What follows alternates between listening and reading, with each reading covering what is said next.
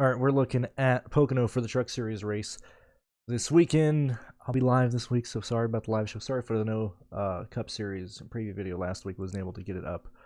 Just happens. Anyway, when we're looking at Pocono, I want to take a step back real fast and refresh you on the last two Pocono races that we've had in the Truck Series, because they are pretty big anomalies in a sense that these drivers have performed extremely poor on this racetrack. And when we look at the race that was one of the first ones from the COVID break in 2020, we wrecked in the first lap, and it ended up taking a lot of the chalk out because it was based on, kind of how their qualifying format was. Like, it was in a very early stage of setting things together, so I'm pretty sure it was based on the previous week's qualifying or something along the lines. I don't exactly remember at the moment. But anyway, Matt Crafton started 18th. Cody Roybal started 17th. Austin Wayne Self was 23rd. Ty Majeski was 19th.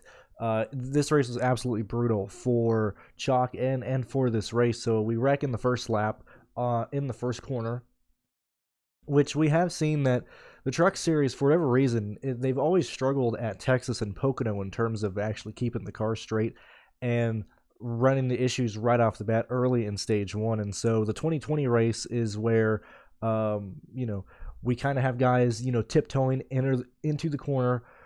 Cody kind of checks up while he's staying on the bottom. He gets ran from behind. He gets moved up the track and hits Matt Crafton. And then later in the race, we have Raphael Lessard and Austin Wayne Self get into it. Then we have Brendan Poole. We have so many different wrecks in the 2020 race, is that the average green flag run was 3.1 laps. I'm not necessarily looking at that race and this is another reason why, on select race and certainly for the next gen, the Cup Series races, let's not really pay attention to race history. Let's focus on how these people are performing this year. But the 2020 race can very easily be removed from a lot of your data sets. It's not a reference I want to use with how wild this race got. Now, in the second race that I'm looking at, which was last year, and I'm doing this yet again to give you a refresher on how these races kind of broke down, we had, yet again, shout out to the Truck Series, we wrecked taking the green flag. Somebody misses a shift right in the middle of the pack. We end up wrecking. We don't even enter turn one this year. And so the last two races at Pocono, we have not gone a single lap in the Truck Series without wrecking. And now last year's race went green in stage 2. And then we had a incident late in stage 3 with about 6 laps to go involving Stuart Friesen that really upset the course of the race. And I want to show you how that was playing out. And I think it gives a good indicator of how, at least a good idea of how this race is going to go. So let's take a look at last year's lap by lap data for the Pocono race. And so when we're looking in this range, and yet again, very similar to New Hampshire, New Hampshire, just because it's so flat, let me finish talking. New Hampshire because it's so flat, Michigan because it's so dependent on the aerodynamics of the car, what the team brings in the motors. Certain tracks you can't fake speed at. There's no faking speed. There's no you're fast here and it's not gonna happen in the race, or you're slow in practice and you're somehow miraculously gonna find a ton of speed in the race. Pocono is one of those races yet again to where you're not gonna fake speed in practice. You're just not. You're either going to have a good car that rolls through the center of the corners very well, that can maintain the speed and then also pull away on the straightaways, or you're just going to be slow. When we look at the Truck Series race this week, and when we specifically look at the people who are going to be competing, so thankfully we're going to lose the 2 slowest trucks from qualifying. After that, we're still going to have probably around 12, 13, 14 cars that are not going to be up to speed, that are not going to be there contending. And so kind of similar to, the New Hampshire approach, you don't necessarily just want to take value at the very bottom unless you think this race is going to get stupid. I'm leaning towards, if it gets stupid, it's going to be early in the race.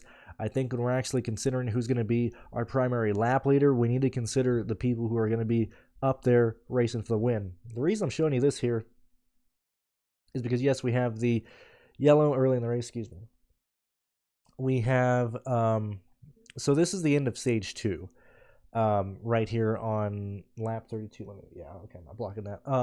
And so when we look at how this race plays out, Kyle Busch has an absolute killer car.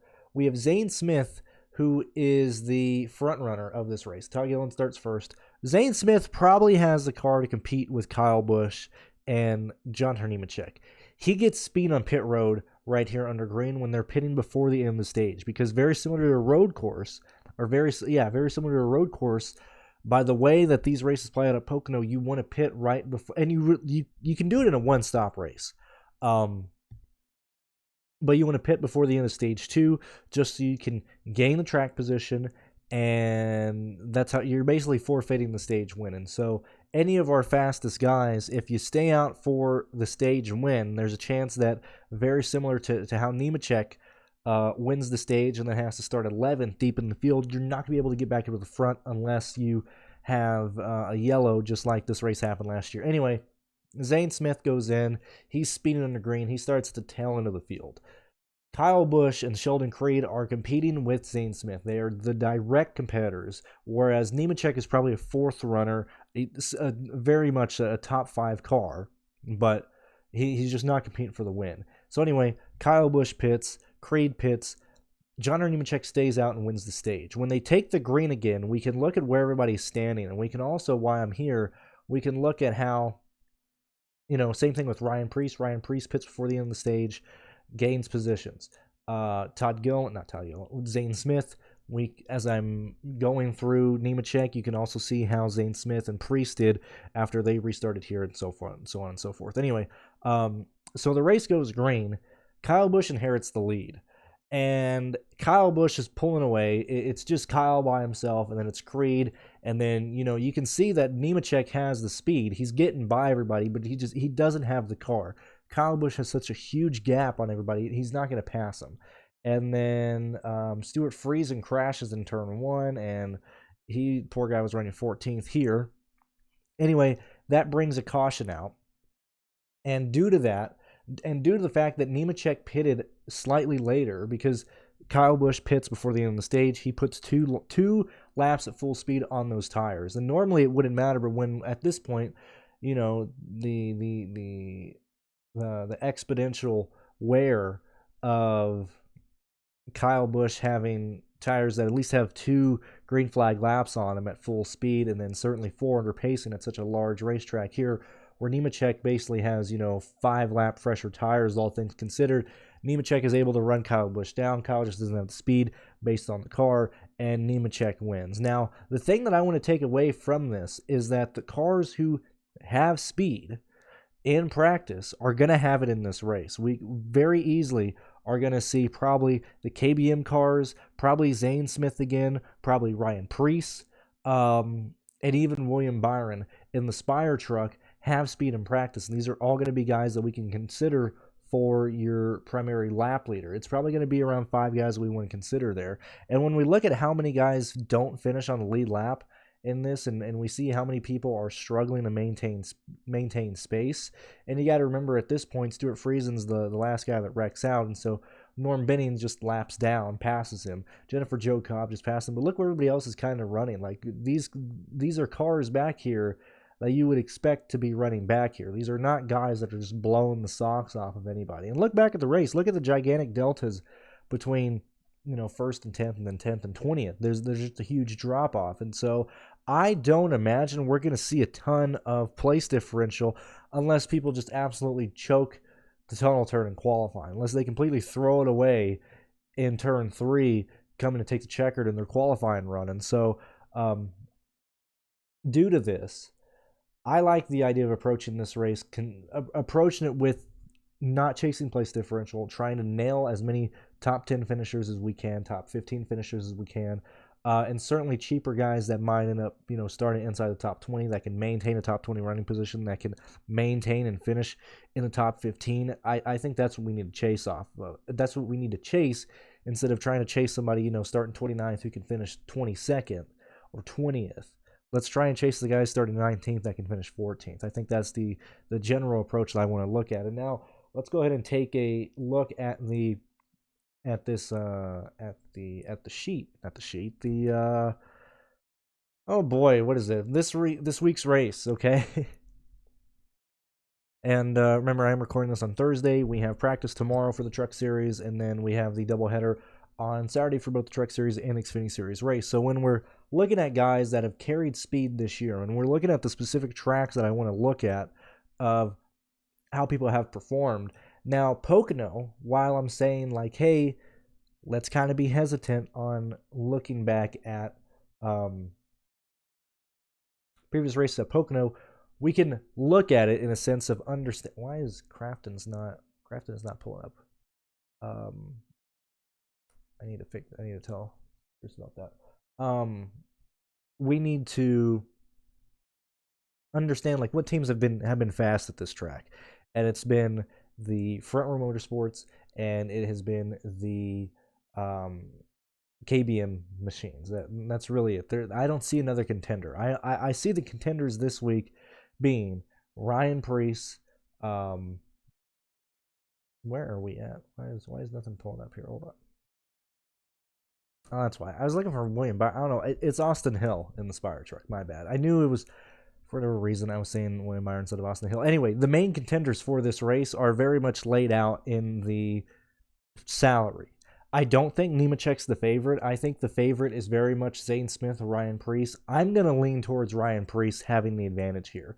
But if I had to rank them right now, Ryan Pearce, Zane Smith, John Nemechek are the main contenders. And then Austin Hill is going to be there, but he's going to need a strategy play to come out and work. But when we're looking at the tracks that are showing speed this week, I want to specifically look at, and really, I mean, I think the speed that we saw at Nashville is going to be a good indicator, because Nashville is very much a difficult track to set up for. It's much more aerodynamic than people want to give credit to or give credit at. And then clearly we can be looking at, what is it? Next one, Charlotte, Texas, Kansas, Darlington. But my primary places to look at are going to be Charlotte and Nashville, just because, look, Charlotte is a great indicator of what you have as a package in general, and Nashville is a great indicator of what you can actually have when you need to actually build quite a bit of handling into the car. And so when we're looking at these two races, yet again, it's leaning me towards Ryan Pearce. I'm very, very much looking forward to trying to fit in Ryan Pearce this week and Zane Smith. I think those two guys are going to be the main contenders, and those two races really do show that. I mean, we could, like I said, you can feel free to look at Darlington, feel free to look at Kansas, but those are the two races that I'm wanting to look at. And even when you start looking at the, let me change that. I don't want to say too much on the sheet of what I'm looking at least for those that aren't here. Yet again, if you want to support me and support Pearce, and allow us to save you time, so you don't have to pull data, so you don't have to put all this stuff in a spreadsheet, make sure it's easy to read, support us, and let us make your life be a lot easier. Anyway, once you get past those guys, where are the value plays that I'm looking at? Where are other guys that I'm considering going to? And when we look specifically at the 9K and 8K ranges, there are certain guys that stick out to me like a sore thumb. I think Majeski is going to be a play that is going to be very dependent on not his ownership rather, but like, say if Majeski starts 6th, I don't think he's going to finish much better than that.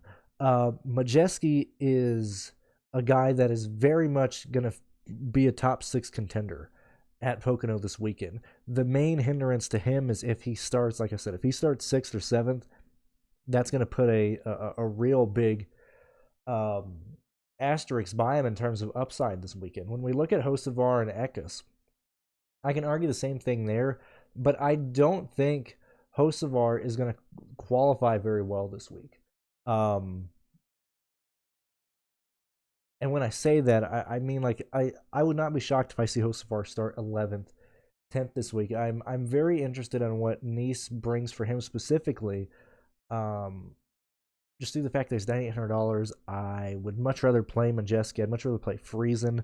I'd much rather play Ben Rhodes. Like, when was the last time we had Ben Rhodes this cheap? This is just due to the fact that we have so many stat guys up top.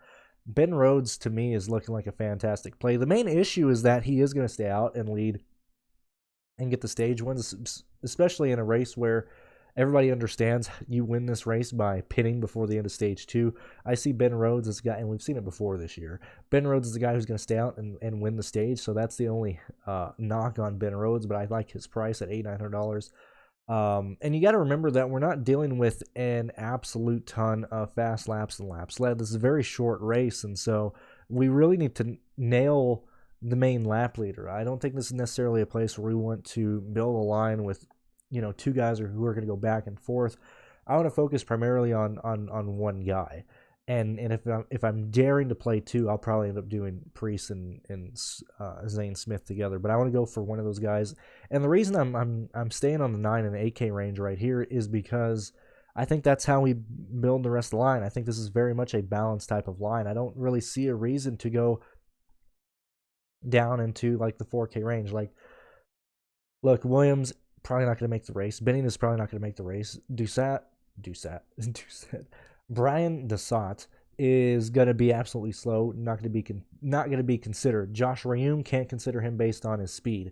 Jesse Little, depending on where he qualifies, can be used, cannot be used. If Jesse Little ends up qualifying around 26th, I don't know if we can necessarily lose him because he'll probably end up finishing anywhere from 21st to 25th. Same thing with Tyler Hill. I'm concerned on where these guys are starting. Perkins, I see Perkins struggling a lot this week. Same thing with Caden. Dean Thompson, a situation where he's probably going to start where he wants to. And so at this point, I am at $5,500. So in my opinion right now, this price range really isn't that viable. It's going to be more viable once we get to the 6K, once we get to the 7, once we get to the 8. That's why I really do like Ben Rhodes at $800 to build a line that's very balanced. I don't think we need drastic price swings in it. I'm concerned that Enfinger might overqualify. We need to see how that goes. Enfinger, Ankrum, Benedetto, Kraus, Kraft, and Gray, and Gralla are all dependent on their qualifying. And as I said, we're not chasing gigantic place differential plays, but we need to at least chase guys that are going to give us 5x value.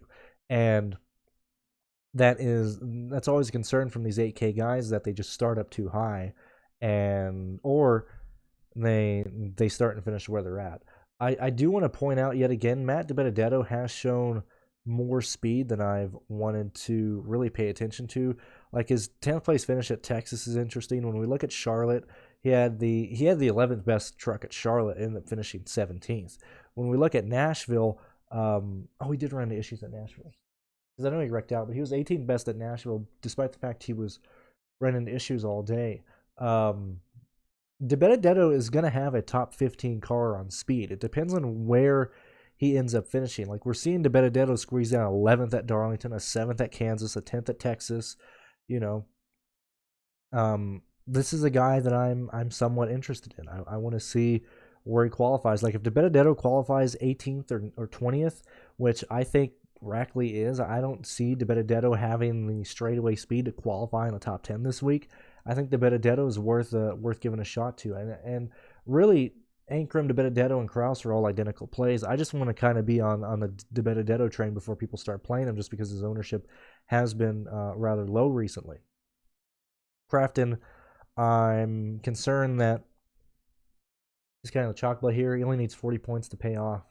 I would actually much rather try and pay up in the 8K range than pay down, because I think people are going to want to go to Tanner Gray. I think people are going to want to go to Crafton. When we look at Kaz Gralla, I'm concerned that he doesn't have the speed that we're going to need.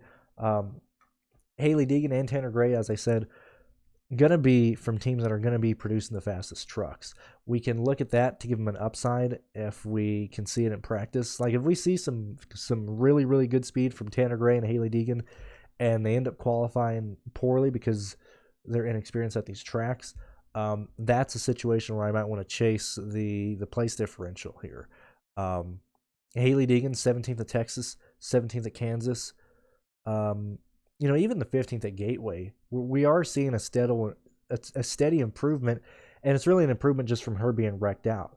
We have to remember that at the start of the year, up until Darlington, she got wrecked in nearly every single race. And so when you're looking at her average finish and when you're looking at her finishing positions, you really need to keep that in mind of, Las Vegas, she got wrecked. Atlanta, she caught on fire. Coda got wrecked.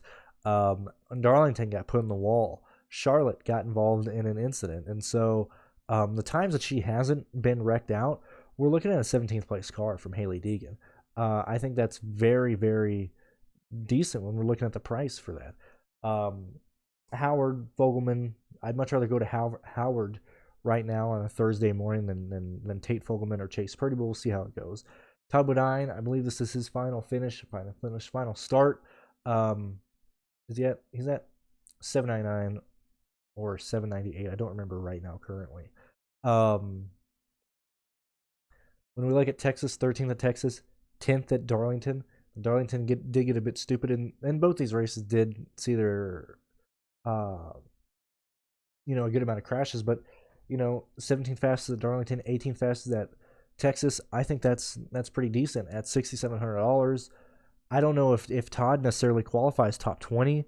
I think this is a guy, and at this price range, so we're looking at Hailie Deegan, we're looking at Todd Bodine as people who, these are guys that are drivers rather that I see that could start mid-20s and can work their way into 19th, 18th, 17th. These are the type of place differential plays that I would like to chase, not necessarily the clear and obvious play who misses a corner that everybody goes to. I'm very comfortable chasing, small place differential plays around the 6 and 7K range and 8K range. I hope that makes sense. I hope I'm not just like speaking like a Neanderthal right now. I think Max is going to struggle. I am not very excited to see how Max does here. Now, with that said, Pocono is a very, very difficult racetrack. When we look at how he ran at Nashville, insane how the improvement that we saw from Max over Austin Wayne Self. I don't know if Max is going to have the skill to carry the speed through the corners. Turn 1 is extremely difficult. The tunnel turn, to maintain your speed through that, is extremely difficult. And then to get to turn 3 with enough momentum to carry you down the long straightaway, I don't know if Max can put a race together. I'm very interested in Max at other immediate tracks. I think his race at Nashville showed what he can do, but this is a track that I want him to... He needs to show me in practice. Like, this isn't like Max show up and have, a 20th or 22nd fastest car. I want to see much more from Max in practice to want to go there. I think Jack Wood crashes. Timmy Hill is just trying to survive at this point and get through. He did have his, for any finished Mid-Ohio with a good amount of damage. Was it Mid-Ohio or Nashville? Mid-Ohio was the last race. Timmy Hill maintained his position anywhere from a 26th to 17th place driver. He's mainly finishing around 20th each and every week because he's able to take advantage of people wrecking in this race. I think Timmy Hill is very much a survival type of play. I see him running probably around 27th, 26th all day. If he's gaining more positions, we're having guys above him get wrecked out here. Spencer Boyd had a fantastic run at Mid-Ohio. I don't know if we're going to have to see if Young Motorsports has made a gain in general or if Boyd just absolutely had a fast one-off car. And when I say one-off car, like, yes, he drove that car to 16th. He was very fast. However, he was very fast late in that race. The majority of the race, he was 30th fastest car. So that was him gaining a ton of places at the end of that race.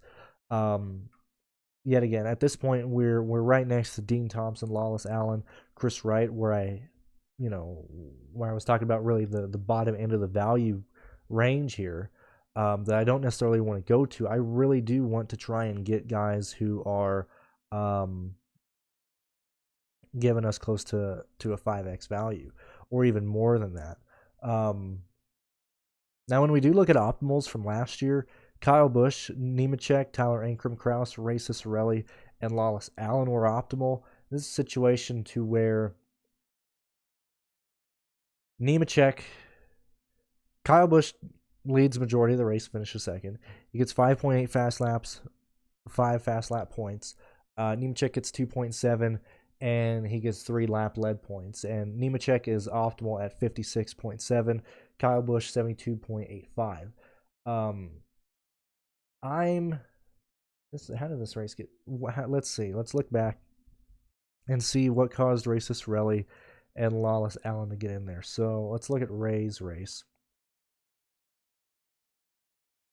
and see where Ray started, or if he was just horribly mispriced. I'm gonna guess it was a misprice, but we could be wrong here. Ray is $5,100, and Ray starts. Where are you at? Where are you at, Ray?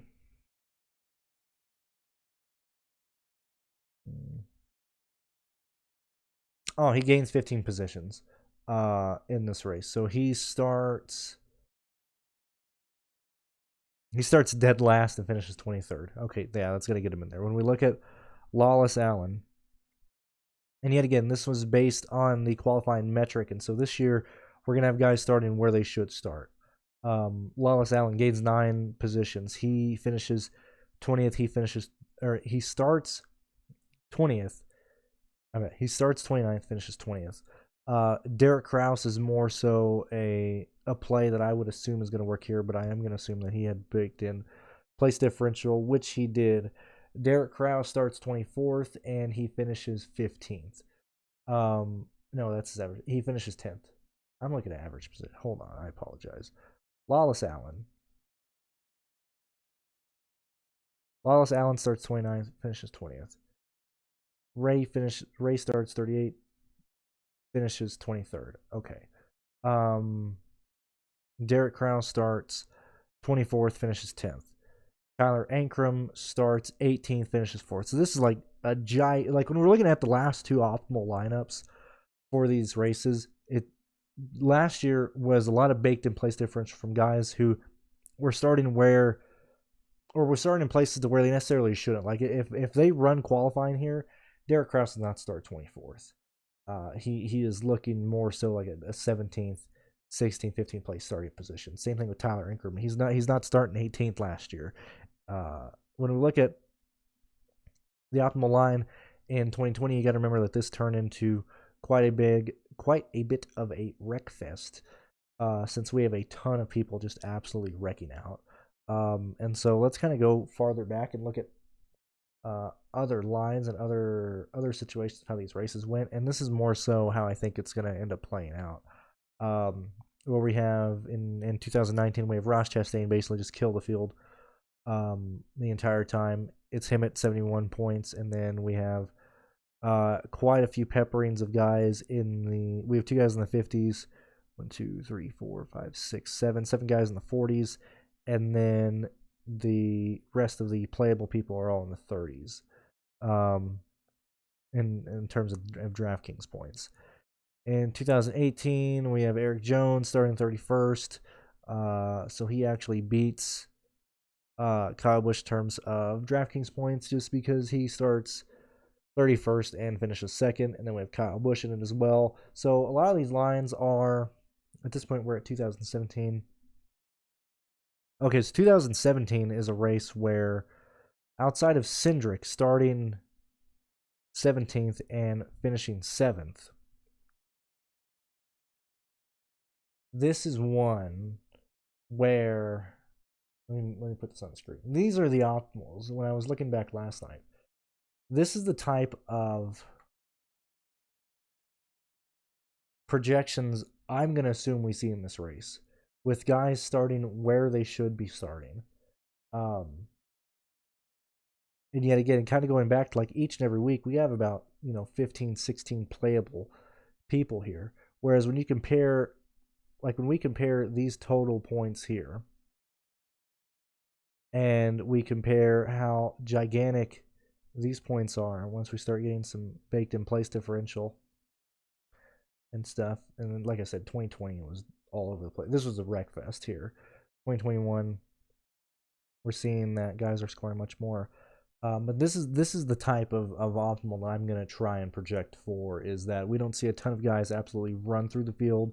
We don't see a ton of plays absolutely like have just a ton of baked in place differential and stuff like that. When we continue on, we'll look at the last 2 optimal races here. a bit closer. William Byron starts first, finishes first. This is very similar to what I'm expecting. One guy, either Pearce or Zane Smith, basically run away with the field. This is more so the Pocono races that I'm going to try and build for. Same thing with 2015. You know, where we're not seeing guys absolutely, you know, kill with a, you know, just a gigantic value rating for your top guy. And it's going to be a very condensed type of race, in my opinion, just because we have practice, we have qualifying, and we have guys starting where they should be starting. And even when you look back at here, like, let's look at the top. Let's go back and look at the top. What is that? 15 scores. How many guys have place differential in there? In this race, it has 1. The guy starting 32nd. When we look at 2016, I'm going to go back here. We are seeing place differential really from the teens here, some from the 30s, with Travis Quaffle starting so far back. So we have more place differential baked in to this race than I'm going to assume that we have in this week. Race. Let's see, top 16 at this point. We are barely at 32 points. Let's look at how these guys are projecting out. Very few place differential spots here outside of Cindric and Fontaine. Even Jennifer Jo Cobb, with her starting so far back. But a lot of your higher scores are going to be top 15 starters. When we look back at 2018, I think this is the one where we have 2. Where are 2018? Wait a minute. Fontaine. Okay. 2018 is the one with quite a lot of place differential, with Friesencraft and Rhodes. But still, your top 16 guys, top 15 guys. And I mean, this drops. I mean, this race is very, like, none of these guys are even playable at these projections. This is a race where really there is such a small pool, and I'll leave the line at 16. But we can look at where these people are starting. These are very much, if anything, these are about top 15. These are still top 15 starters. 19, the last race that didn't just absolutely turn to a stupid race. Top 15, where are these guys, a majority of them at? We do have some 20 guys here, like Johnny Sotter, yet again, starting 16th, gaining some place differential. Dipple. I don't even remember Tony. I have no idea who this man is. This is so fun. I feel like I've never even seen this man's name before.